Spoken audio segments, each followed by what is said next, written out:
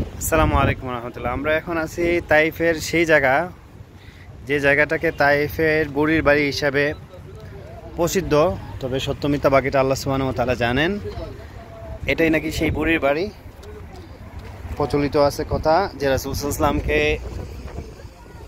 নামাজের সময় যাওয়ার সময় রাস্তাতে কাটা ফেলাইতো। এটাই হচ্ছে সেই বুড়ির বাড়ি। আর এর সামনে হচ্ছে সেই মসজিদ, এখনও সেই নিদর্শন আছে। এই হলো সামনে সেই মসজিদ।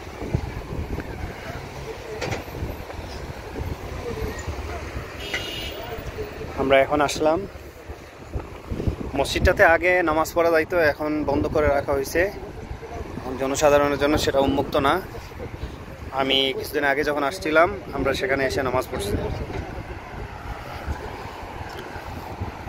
এই যে দেখুন, এখানে ভিতরে নামাজের আগে জায়গা ছিল।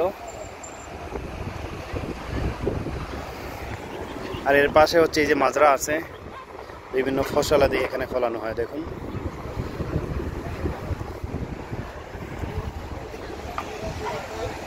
এখানে অজুর স্থান ছিল। আর এই সামনে এই যে মসজিদটা আছে, এই মসজিদটা মসজিদে নবী সাল্লাল্লাহু আলাইহি ওয়াসাল্লাম। এখানেই নাকি আমাদের রাসূল হযরত মুহাম্মদ সাল্লাল্লাহু আলাইহি ওয়াসাল্লাম নামাজ পড়ছিলেন। এখনো এটা দর্শনীয় স্থান হিসাবে আছে, আর সমস্ত ডিটেলস এখানে দেওয়া আছে।